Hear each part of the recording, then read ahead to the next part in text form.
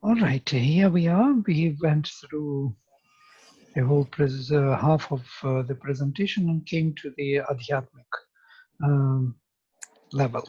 So to say, we are going level by level. We started from to see that we have three different applications of consciousness, if you will, from Adhyatmic, the most innermost, and Adhidaiva, proper faculties, and then Adhibhuta, application to the outer world, as we know them as senses. And so we call them by these names, operations, so faculties and senses. Operations, I didn't find a better word, and Sri Aurobindo is using secret operations, so I kind of used the same word. So we know the consciousness in terms of the faculties. We do not know consciousness otherwise. We do not know what it is without the faculties. And that is also interesting because in the Upanishads, there is never a description of consciousness without the faculties. So Purusha is the consciousness, and Purusha has faculties. Purusha has sight, hearing, word, thought, feeling, yes, and being in the body, all the faculties. So tasya mukham nirabhidyata mukhadvagva chogni.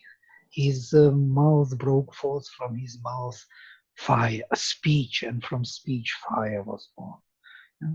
Tasya nasike nirabhidyatam nasikabhyam pranaha pranadvayo. His nostrils broke forth, from nostrils prana, from pranavayu. Tasyakshini nirabhidyetam akshibhyam chakshusha aditya. His eyes broke forth, from eyes, sight, from sight, the sun was born, light. Tasya karnau nirabhidyetam karnabhyam shrotram shrotrad dishaha. So his ears broke forth, from his ears, hearing, and from hearing space was born. If we look at this, we see that Purusha is not just some abstraction of consciousness. It is very concrete. It has faculties. It is his universal faculties which dived, or which fell or plunged into the darkness of inconscient. It is how consciousness descended. It descended in terms of faculties, not in terms of Purusha. Purusha stayed there, but his faculties departed from him, and they represent consciousness. And this is important because we always speak about consciousness in the mental, in the rational terms, as if it is something separate from the faculties, from the hearing, seeing, thinking, speaking. It is not. It is the very stuff of consciousness. And we think about Indriyas as something separate from everything else. And that's what our mental structure is proposing us, and proposes us completely different view, that all these faculties, hearing, touch, sight, and so on, depend on manas, and manas itself is the creation of some projection of ahamkara, and there is some other consciousness behind, buddhi, and even purusha, which is somehow different from these very faculties. And that is not the case in the Upanishads. And that's what I wanted you to be aware of, because once we speak about Upanishadic approach to knowledge, we will not be able totally freely use this Sankhyaik paradigm. It is not the same. So Purusha is, when Purusha is attending to Prakriti, so she moves immediately, and that very attention which he gives to her is reflected in all these actions of consciousness. So all the Indriyas are immediately pervading her and present him, his consciousness within her. So it is this consciousness presented on the level of Prakriti. So we look at them in these three different operations. Once he is attending to her, so it will be these senses and faculties pervading her on all the levels up to the self, where he has these operations within himself, secret, not revealed to Prakriti. So in this case, we can reconcile between the two paradigms. I'm just making an overview of what we did.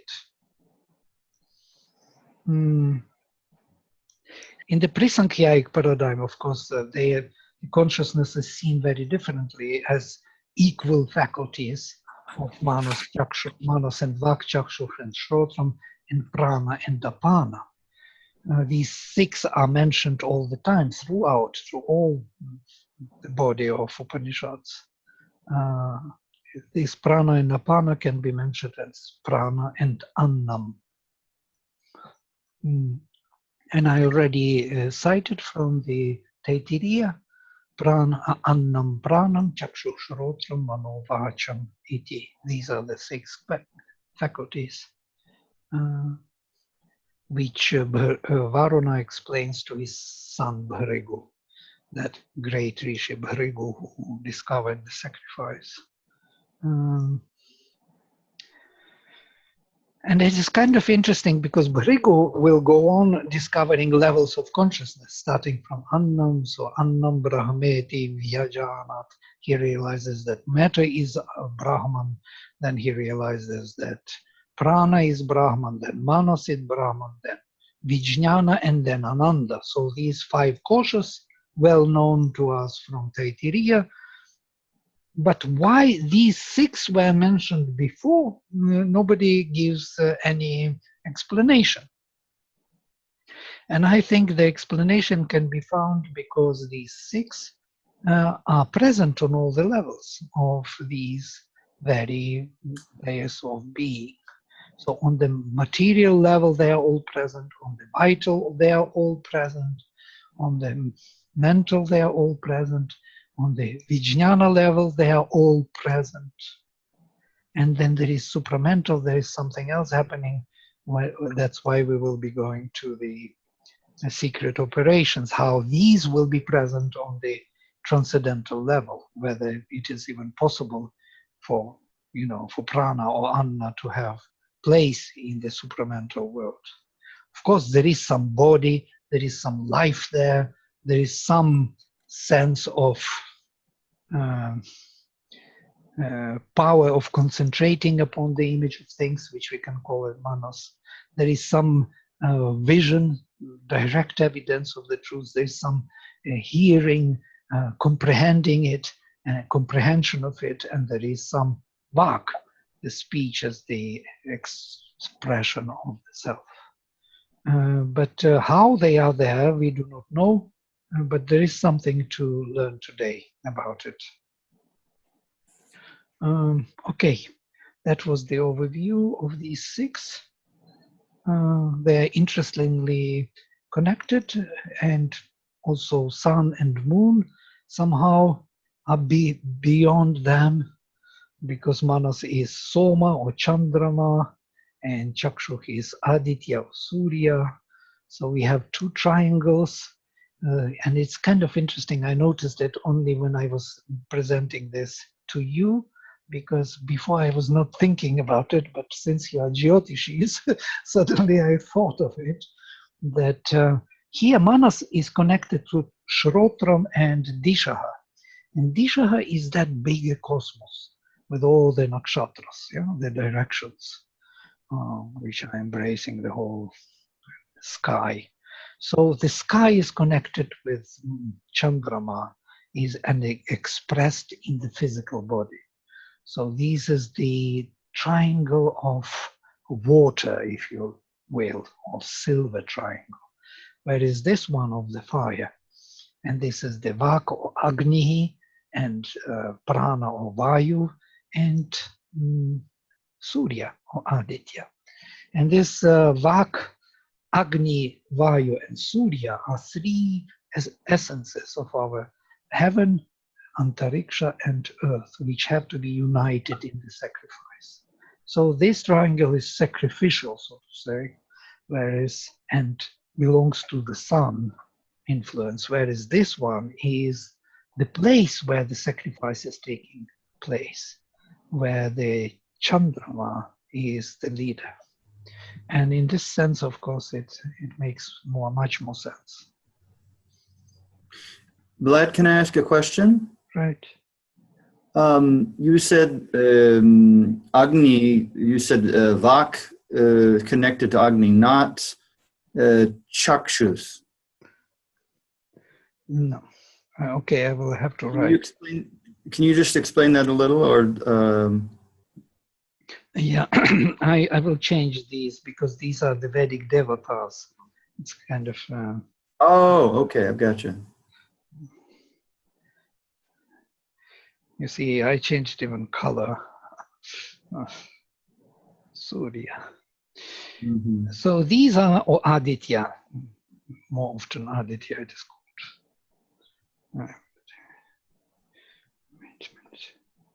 Better Aditya. So here we have this these three major devatas which are creating the sacrifice. Yeah? The essence of earth, Agni, the essence of Antariksha Vayu, and the essence of heaven, Aditya. Gotcha. And it is said many times everywhere that these three, union of these three is the aim of the sacrifice. Right, and I think this is what, truly speaking, the sun is producing. Yeah, it is that major connection of Aditya and Agni, that the most ancient vision that Agni is rising to the sun to join the energy of the sun. It is the lower form of Surya here, yeah? Agni, Avama, Rupa. So, by the way, Aitareya Brahmana starts with this very interestingly. Says that there is Vishnu as the highest sun, and there is Agni, which is the lower form of Vishnu. And in between, there are all the gods doing the sacrifice. So these are two poles, the supreme, the higher pole of so sun, Aditya, and the lower fire. And Vayu Pavamana is Yajna. The self itself, this pivot, this kind of this middle part is sacrificial. Here, the whole creation is taking place and projects itself into the matter. Matter becomes the embodiment of it. Okay, but today we will go into a very interesting topic to see how these faculties, where they are coming from. Truly speaking, we do not know, because the projection of this kind, that Purusha, universal Purusha, had eyes and they opened up, and that had no mouth and it opened up, is not enough an explanation, you know, because there was no mouth, eyes in that higher universal space, but there were faculties, there were particular approaches which we have to recognize. And I was always wondering where these are coming from. You know, what is the difference? How this split took place on seeing and hearing? Yeah, on these two, on comprehensive and apprehensive cognition. You see, there is the sense and the object of sense. So the object of sense is rupam, which sight and manas cognize, and the comprehensive cognition is nama, which the name and hearing is engaged with. So Shrotram is perceptive and Vak is active counterpart of the same faculty, whereas Chakshu is perceptive and Manas is active of the same faculty. It's kind of interesting. We never thought of it, that Manas can be an active counterpart of the same faculty of Chakshu. But if you can imagine, if you are active with the word in the hearing, then you express yourself, you vibrate that space and you hear it. That is the action of the word. But how would you express seeing? By vibrating. You see, you are perceptive, and how can you be active by seeing? Just try to be active by seeing, and you will see that you will start imagining, thinking. You will be doing something in the. How would you see actively? How would you act by seeing? You would imagine, and that is basically the movement of the mind. So in a way, this is a very interesting proposition by the Upanishads, to see these four as Brahma Chatushpat, as Brahman, spirit established on four pillars or four legs in this world. So on one side we have apprehensive cognition, on the other side comprehension of it. We have power on one side, which creates form, rupam, and we have nama, name, which creates understanding of this form. And both of them belong to one consciousness, which is Chit Shakti or Chit Tapas, or simply Brahman in the Upanishads. They don't speak about Shakti, they speak about Brahman. And Brahman comes down and establishes and gets a hold of matter, makes matter animated. Spirit can come down. This would be important for us for the next part of the presentation.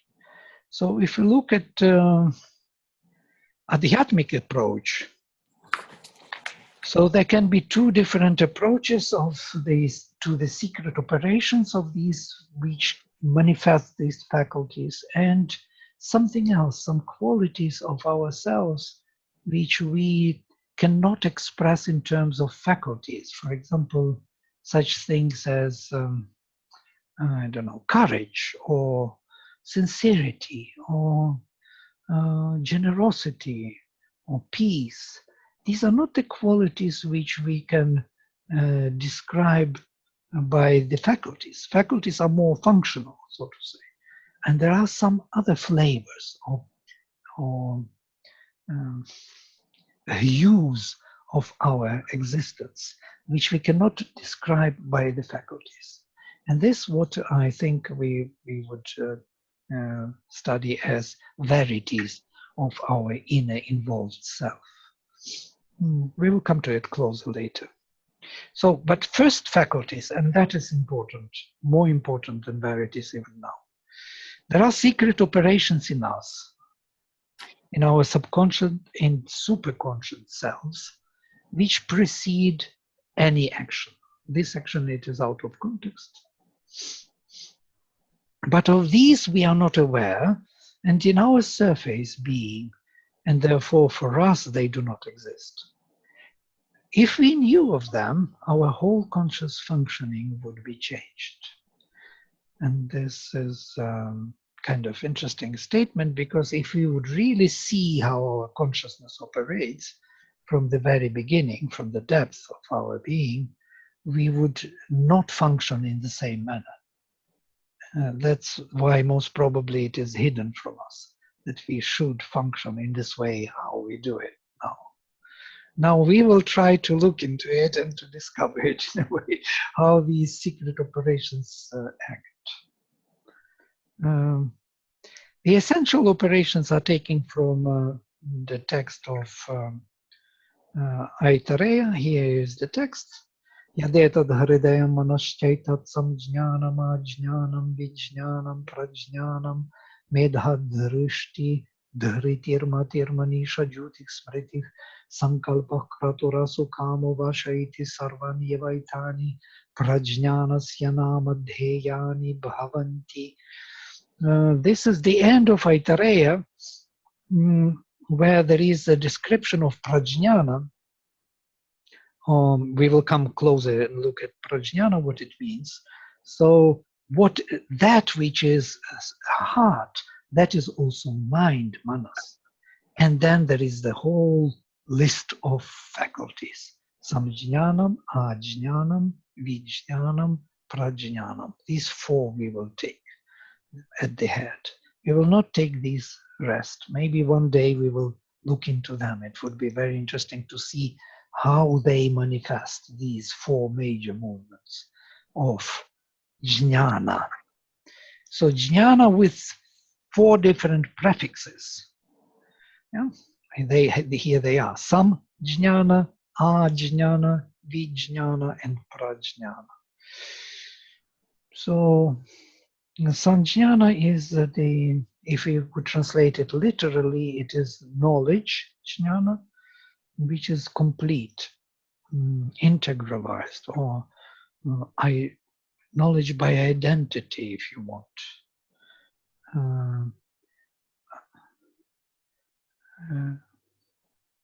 Basically, samjnana is the name for consciousness, by the way. The same way, consciousness. So consciousness is some jnana. Jnana can be translated as self-realization, realization of oneself. It's not the same knowledge as vidya, I already mentioned this, or some from root chi, chit. It is another word for consciousness and cognition. Chinoti, chinute. Chinoti, from which chit, chintayati, is produced. Many words from this. Chetas and so on. Chetana, chaitanya, these known words, is from root, basic root chi, which means to concentrate upon, to hold on to one spot, to notice something different, yeah? Or to pile up by concentrating on one spot. And vid root is to discover, to open up, to come to know. Yes. From here, Veda is a discovery of some kind. Vidya. It is still not very subjective, but jnana is totally subjective. It means the change of the state of the being, the subjective state of consciousness. That's why we can call it self-realization. And I already mentioned Panini speaking about it, that you cannot know something with this root. You cannot say that I janami pustakam, I know this book. You can say only janami pustakena. I know with the help of the book. I know by the book, because I know myself. When we use this root, it means to know oneself. So this knowledge of oneself totally, knowledge of oneself with prefix "a" would mean up, onto, up to. So to say, extended up to something, projected onto. Vijnana means actually splitting into two, or holding or mediating between two, or knowing in details, distinguishing, discriminating. And in later literature also it is used as discrimination, and even later as a science. And prajnana is that prefix means to move forward, to step forward. So knowledge which is perceiving and knowing things objectively.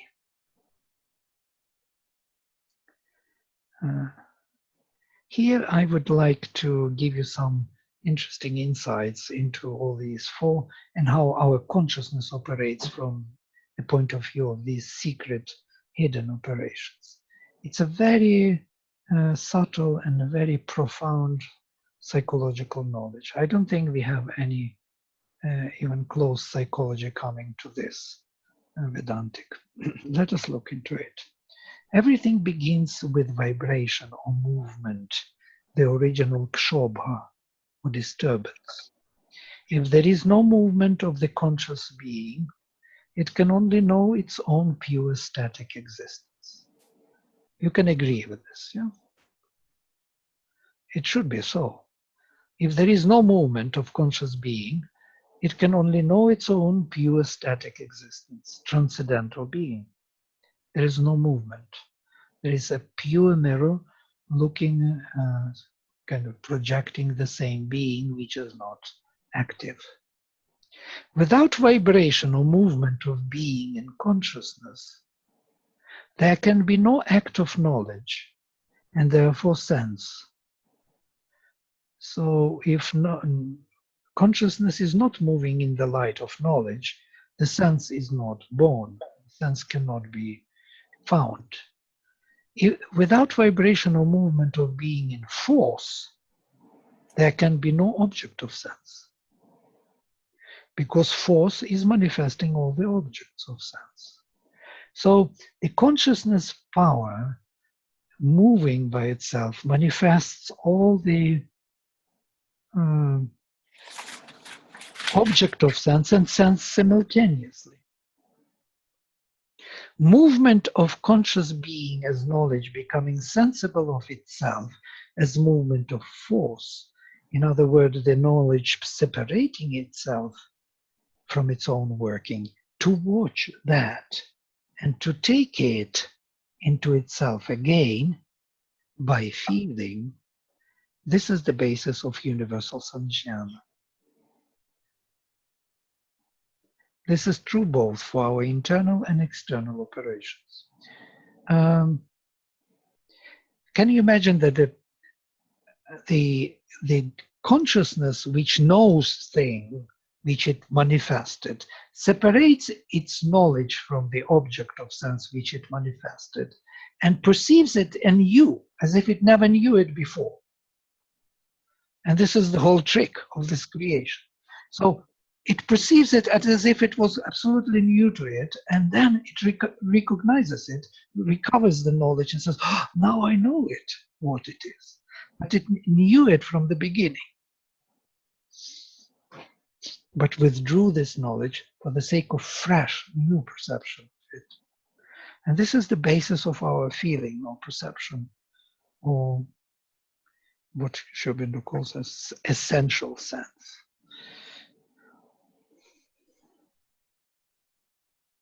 This is profound. This has to be understood. Vlad, can I ask a question? I think this is really beautiful. Can you explain? It seems evident what is meant by movement, but is there anything else that we might need to know about what is actually meant in this, from this perspective, about movement? Yeah, he says immediately, if there is no movement of the conscious being, it can only know its own pure static existence. Is this transcendental state of being where there is no creation? Yes, it knows itself as static, still, calm, infinite, omnipresent, omniscient. There's no movement. But without this movement, there would be no sense and no object of sense. Yeah, once the movement is there in the consciousness power, then it immediately, simultaneously manifests the sense and the object of sense together. You know, these simple thoughts, for example, how things know how to be what themselves, how the table knows how to be the table, or how this computer knows how to be computer, or chair, how does it know how to hold my body so well? And me operating by all these things around me, and the whole, floor holding all this table, computer, electricity on this ground, and this earth is spinning in this void, around itself, around the sun, and sun with a huge speeding up around the galaxy center, and it all moves, and everything knows how to be in coherent unity. It's a profound question, why things are not so individualistic, so to say, that they would fall apart. How everybody knows how to be. Animals know where to fly, trees know how to grow, The forests are growing by themselves. Everybody knows how to do things somehow. Because consciousness is there. That's what I want to say. It is already there. Now we, so to say, come to them, to these objects, and try to understand them. That means we try to recover that consciousness which was there within them. If it makes sense. But for me, it was like it's actually a proof that the whole world, the whole universe is conscious, totally conscious. Consciousness is present on all the levels, everywhere. And it's this play of me recovering it kind of through myself, because the consciousness withdrew its own immediate knowledge and now approaches it anew and creates the sense, discovering it, this own creation, its own creation in a new fashion. It creates these wonders. And that is what it is all about. Otherwise, it would not create the world. Vladimir? Yeah? I heard, very simple, but I think powerful, I guess, an analogy. As it's very simple, of a person sitting in a warm bathtub. So as you're sitting in a warm bathtub, you don't really have a sense until you move your hand and create some movement. And then you realize it's warm. Without that realization isn't really as alive. Right. So it's what you're presenting reminds me, very much of that.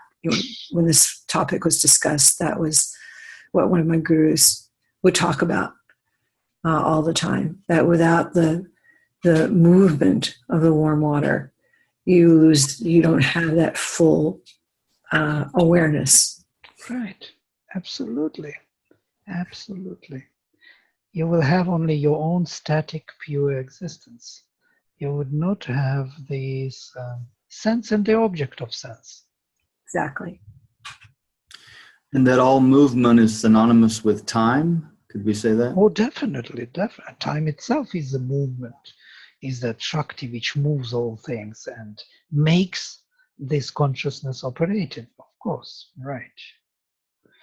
Right.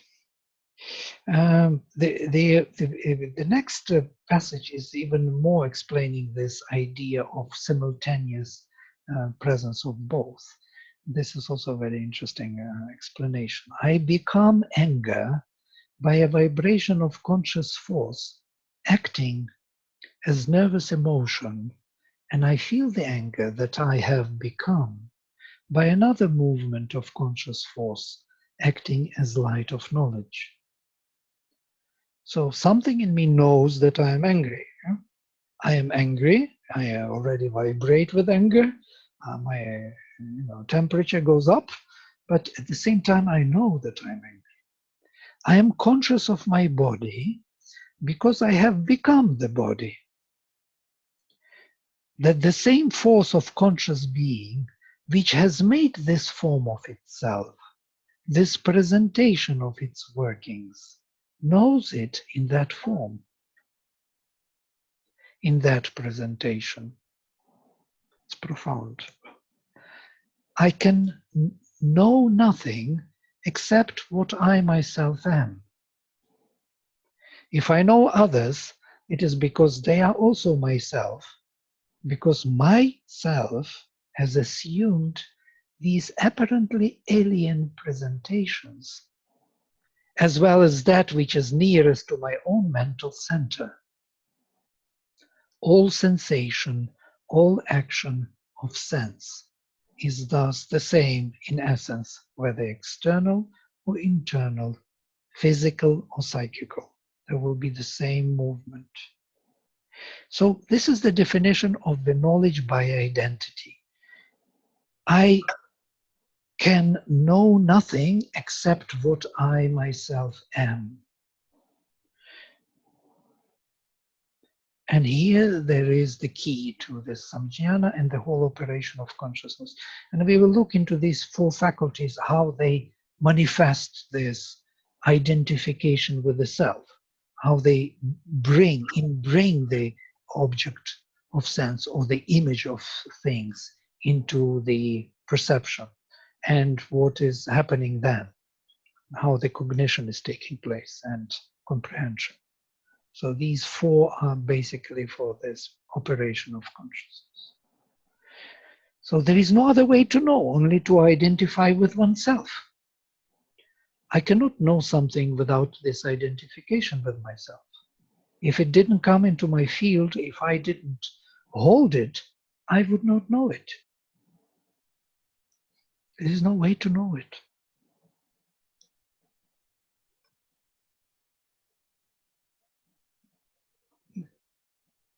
Definition of samjnana is very interesting. Samjnana is the contact of consciousness with an image of things by which there is a sensible possession of it in its substance. If prajnana can be described as the outgoing of apprehensive consciousness, to possess its object in conscious energy, to know it, samjnana can be described as an inbringing movement of apprehensive consciousness, which draws the object placed before it back to itself, so as to possess it in conscious substance, to feel it. So there are two movements of apprehensive consciousness. One is inbringing, which samjnana does, in order to identify with oneself and to feel how it feels. You know, I feel now different because I identify myself with the object of sense. I know it by feeling, because within myself I feel different. And the other is outgoing of apprehensive consciousness, in order to know that thing, that image of things, objectively as such, as different from myself, as not me, not through my feeling, not through my subjective inner feeling of myself, but as such. So there are two major movements of apprehensive consciousness simultaneously taking place in our cognition. Yes? Yes, Lynn?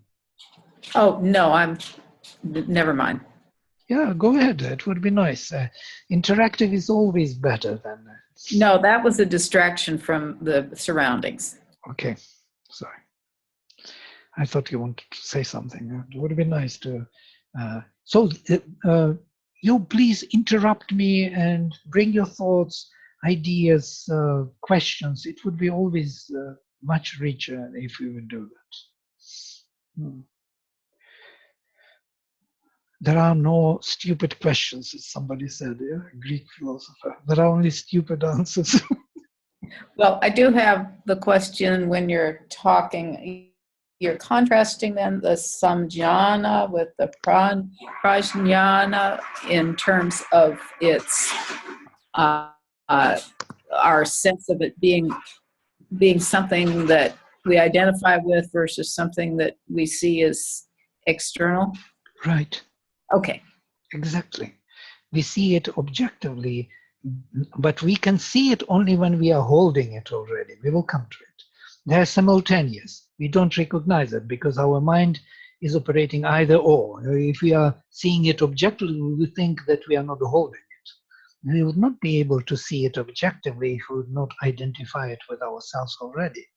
We are holding it with ourselves, then we can see it objectively. So, right. Here is prajnana. Prajnana is the consciousness which holds an image of things before it as an object, with which it has to enter into relations and possess by apprehension and analytic and synthetic cognition. It wants to analyze it as such, without feelings, without subjective knowing, objectively knowing. Yeah? It's well known to us. It's a scientific approach, so to say. We look at it analytically and synthetically. synthesize and analyze them. So I do have a question, especially on Pragnam, because there's a very well-known Mula mantra to Dakshinamurti, where it's he's prayed to Om Namo Bhagavate Dakshinamurti Mahyam Shriyam Medham Pragnam Prayacha Swaha.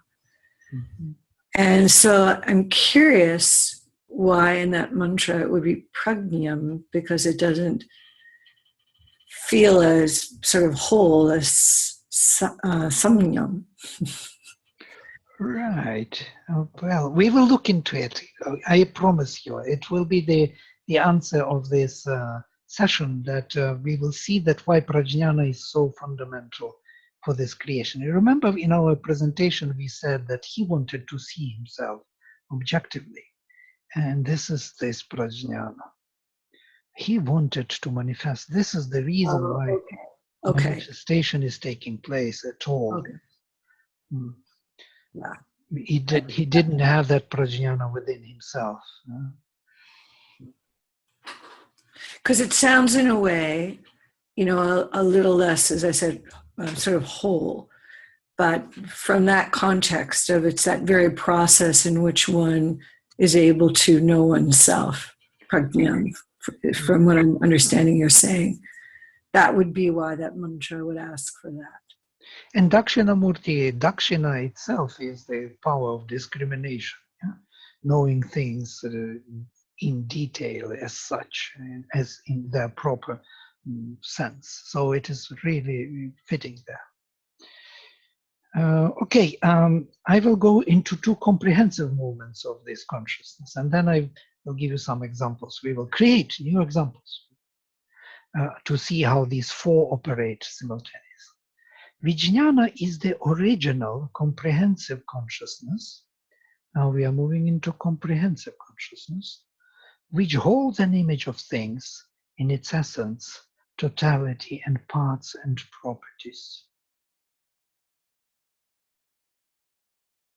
It is the original, spontaneous, true, and complete view of it, which belongs properly to the supermind, Vijnana, and of which mind has only a shadow in the highest operations of the comprehensive intellect.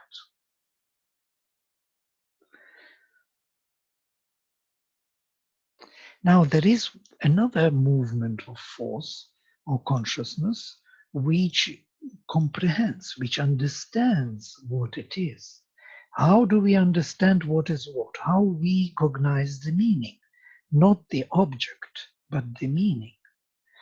We cognize the meaning through these meaningful relations of objects, meaningful vibrations, activities, actions, how they act upon each other. Look at this thing, you look at it and you see something, you apprehend it, and then how would you know what it is? Understand. You have to know something which goes beyond seeing. It goes to some activities of this thing. Clicking will change pictures, and so on. So I'm not clicking and I do not know, so I have to know it from somewhere else. I have to know it from its activity, and its activity, how it changes other activities and other cells in this coherent relation of all things. This is Vijnana. You remember we had this example of artificial intelligence when they came to this topic and were trying to create artificial intelligence for computers. And a computer always asks the question. If you tell him book is a thing to read, it will ask what is thing. You say thing is something and explain. It asks again, what is to read? To read is to read letters and sentences and to understand the meaning. And here a computer will ask what is meaning, what is a word, what is to see and who is seeing, and so on and so forth. So more you explain to computer, more it asks, and this is Vijnana exactly. computer cannot comprehend. It can only apprehend. It has no sense of understanding. It has no consciousness. It can put things together. It could put these bits and pieces selves together in particular fashion through our comprehension, which we put into it, that these clusters are related. And with these clusters are engaged, other clusters have to come into action. That's what computer does. It follows our comprehension, but it cannot comprehend itself. So this is the vijnana, that sense of meaning. So when we see one thing such as, I don't know, this, and that means that we immediately gather the whole world with all the meanings around it in a particular fashion. Because clicking, changing pictures related to other things, concepts, mental, vital, feelings, money, earning, living, everything is going to plastic, producing metal, all those minds, all those people, all those technologies. Everything is connected to this small thing in the meaningful fashion which we understand. And it is not visible here. Does it make sense?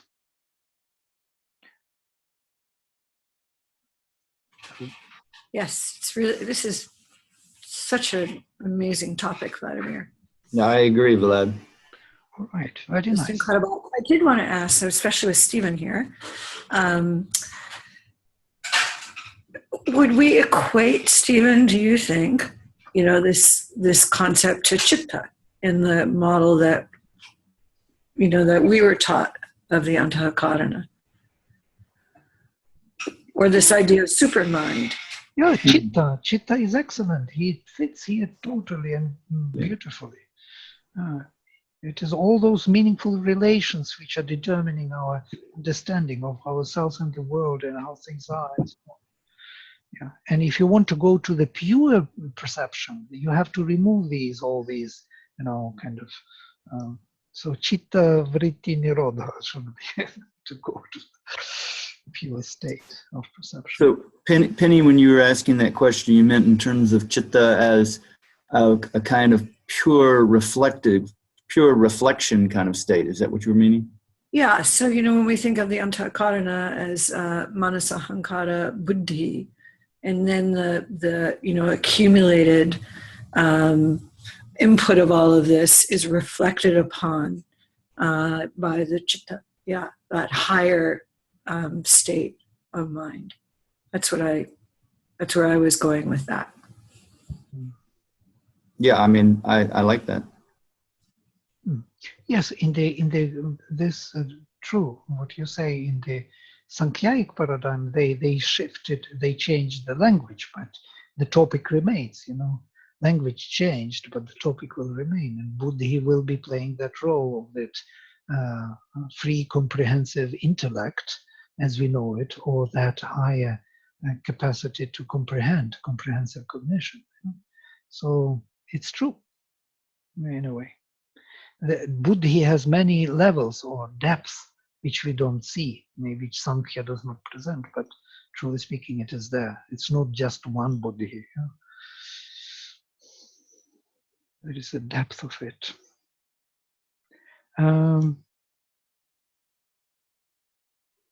And the last one of comprehensive cognition is ajnana, is the operation by which consciousness dwells on an image of things, as to govern and to possess it in power. These four, therefore, are the basis of all conscious action. What is to dwell on the image of things in order as to govern it and possess it in power? It means that me, as the subject who understands the world and myself in a particular fashion, can act in this world accordingly. So to say, I will take this bottle with my juice, and I know that I cannot throw it on the floor because it will break. So I will put it very calmly there. So I act in accordance with knowledge and comprehension of how things will react.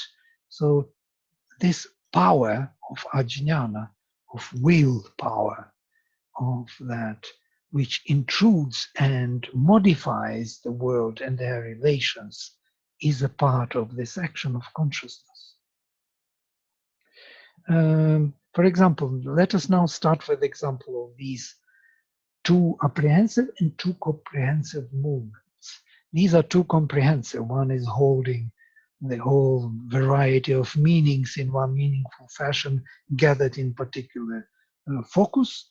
Other is possessing this object of sense or image of things in a particular force or power, as it wants it, as it understands this to be right.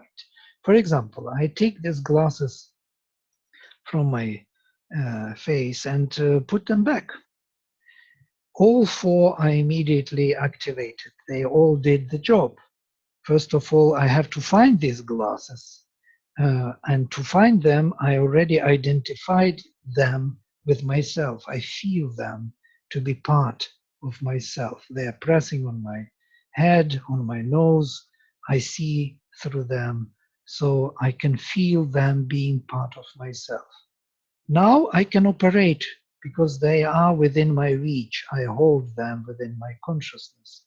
So I know also that they are not myself. At the same time, prajnana. I know that I can take them from myself and see them objectively as they are, not as a part of my own feeling. So I feel them and I know them as separate simultaneously. Moreover, vijnana.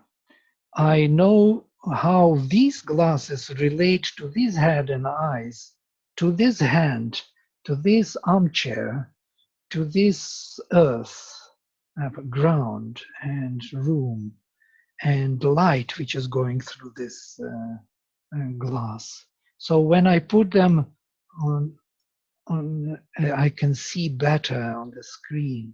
This is the comprehension, which is comprehending all possible forms and meanings of them. Why do I take them off? Because I want to see farther, and then I put them on and I can see closer. And that is what I know and understand. So this becomes a part of this conscious action. And moreover, ajnana, without which there would be no possibility to operate this movement. I would not be able to take them off and put them back. This is the possession of it in power. So within this simple movement, all of four are present. And can't be otherwise. Any other example we can analyze and see how they're all related. It's kind of interesting to see how consciousness works. What is happening? I'm enjoying this because if any of you have had the experience of a baby experimenting with glasses on the adult who is holding them, it puts the question, some of these questions about self and the boundaries and what is, it puts it in the context. You see how Can be challenging of a thing it is the baby is working out with the glasses. Right. Yeah, babies bring this fresh perception, this discovery, this looking for comprehension, trying to comprehend these objects of sense in the meaningful fashion, what it is for. Why do you need this on your face? Maybe it's an ornamentation of some kind for the sake of beauty or something, or baby doesn't think that it is needed for you to see better. Still doesn't have that idea until, of course, you explain it, or it would see that you can't read or can't see good without glasses. Then it comes. But truly speaking, this kind of fresh, new perception. Our babies, for example, when they are newly born, they want things and they kind of reach out and say, oh, cry. And they don't understand why the thing is not coming to them. It should be already in their hand. Because in that world from which they come, the willpower is immediately realized, and they apply this will, this ajnana, and they think things are not moving, they're as they are. So it's kind of difficult to understand for the baby. But this is beyond the point. Give me some examples of what you would like to examine, how these form. We can take your examples. With glasses, it's very mundane, but we can take something more complex. So Vlad, I was trying to understand this last concept, the ajnana. I'm not sure that I get it fully. So, what would be the action, for example, of imagining or projecting the image of a deity in one's heart? In other words, when something that goes on inside, for example, you're saying here that the ajnana, it is that which dwells on an image of things so as to govern and possess it in power. Can you just explain that a little bit? I'm not quite sure, because I understand it as being a type of perception, but how does it govern and possess it through that perception? Well, I take the glasses. I have a power to change the position of things in their unity they are already established, and I come and violate this harmony. I make it different. I make a difference with my comprehensive understanding how things should be. I can change things with my will. It's a willpower.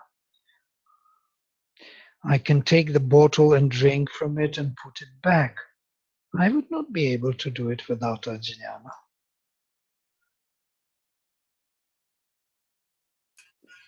So you would not be able to put your deity within your heart without ajnana.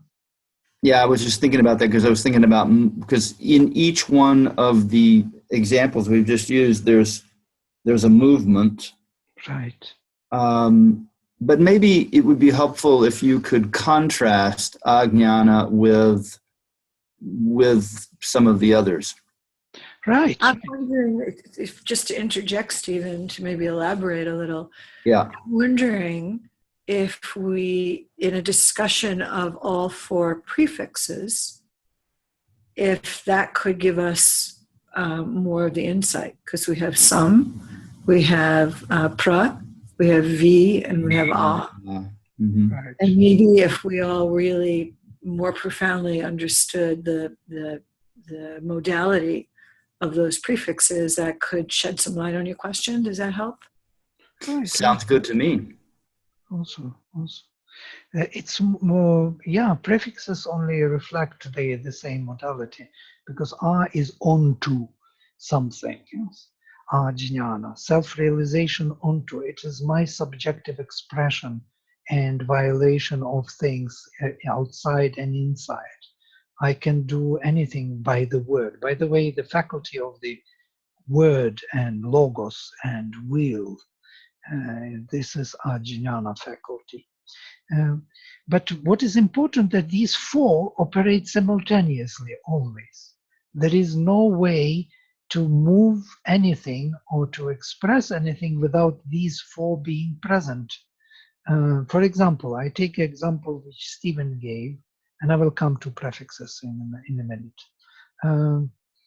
The locating the divine presence in oneself, in the heart of, seeing, envisioning the deity present in the heart. To do that, you have to identify yourself with yourself, the deity, which is different from you, and also not different because you bring it within yourself and hold on to it. So these are two apprehensive movements of cognition. Then this deity is meaningful to you because of many things which are going beyond this image, immediate image, because this deity connects with happiness, light, knowledge, because it is causing something you want to have within you. You want a change of consciousness. That's why you bring it there. So everything which goes beyond immediate apprehensive movement is of that meaningful comprehensive cognition. Why you do that? Because you believe it is to be done, because something to happen, and you do it. That is ajnana. Otherwise, you would not be able to do it. You will not be able to possess this image of things and govern it according to your will. Make sense? Yeah, that was helpful. Any example from your side, we can really examine. You can examine yourself and see for yourself how your mind changes, how you start noticing things which were taken for granted. Now they are becoming distinct and clear in the operations of consciousness. This is the Adhyatmic psychology, basically, the spiritual psychology, how our consciousness functions. We can take examples from nature, from plants and from animals and from insects and from everything possible. And everywhere you will see these four present, because without them, nothing can move or express itself or reveal itself. It cannot be done without these four. So if you look into the prefixes again, some would mean the connecting, identifying, holding together with oneself, with one's own realization of oneself, the object of sense. This is inbringing of apprehensive consciousness. So inbringing the object of sense in order to know it by feeling, by identifying with oneself, and feel oneself now differently, and through that feeling to know the object or the image of things which was brought into the consciousness. Prajnana is outgoing. I start with prajnana. Is outgoing of the same apprehensive consciousness to see the image of things as separate object, to know it by analytic and synthetic cognition, to analyze it, to see how it works in itself, with no relation to me, as if. Because this outgoing to the object of sense without me identifying it with myself would be impossible. If I'm not holding it within my consciousness, I cannot go to it and analyze it. I have to hold it already within myself in order to analyze it as such. It won't be possible. So it is already there implied. And I can't analyze these parts and bits and pieces if I don't see them related to other bits and pieces in the world and myself, and that is vijnana, in a meaningful fashion, comprehensive cognition of bits and pieces. What do they mean and why they relate in this fashion or this manner? And I would not be able to go out and do all that without my ajnana, or imposing my will upon the object of sense or the image of things.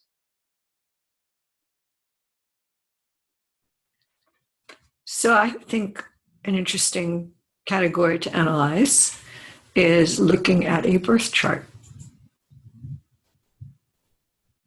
Looking at which chart? A natal chart, an astrology chart. Right. Applying this process to that. Oh, this, yeah, it's very creative. There can be many many implications from this. And I can't tell you how much already I've benefited from this thinking.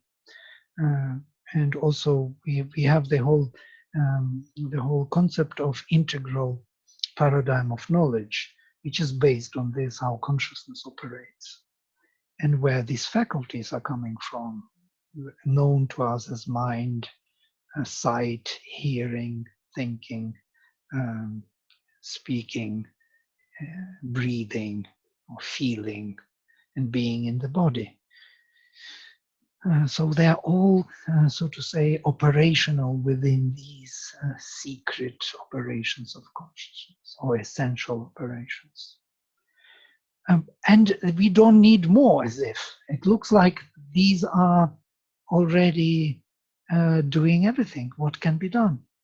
So they are fundamental to our activities. There are more of them following, which is also very interesting in this list of Aitareya to study, and most probably we will look into them, why they are all here mentioned, and what to look at this. And I promised to you, Penny, that I will explain why prajnana, though I already said about it. Sarvani eva etani prajnanasya nama dheyani bhavanti. All these, which are mentioned above, are the names, or the establishing names, the powers which have to establish the meaning of prajnana. So they are for the sake of prajnana, for the sake of this objective knowing, all these movements are made. That is their target, their meaning, their purpose. To turn objectively consciousness and to see the being objectively, to discover the being as it is, which was not possible before in the subjective state. All right, on this note, maybe we will stop for today and continue next time.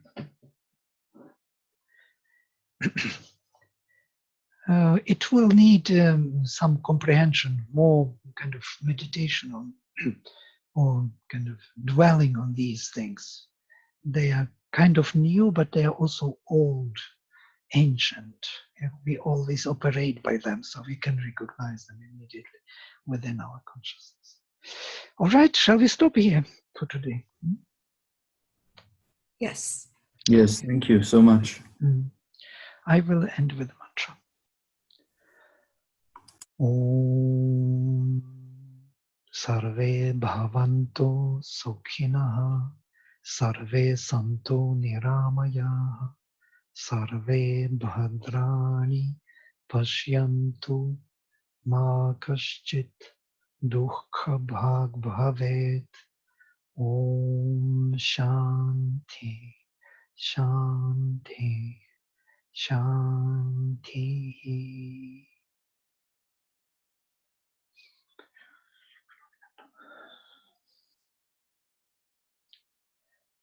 All right, so then see you next week. Thank you, Yes, Vladimir. thank So beautiful.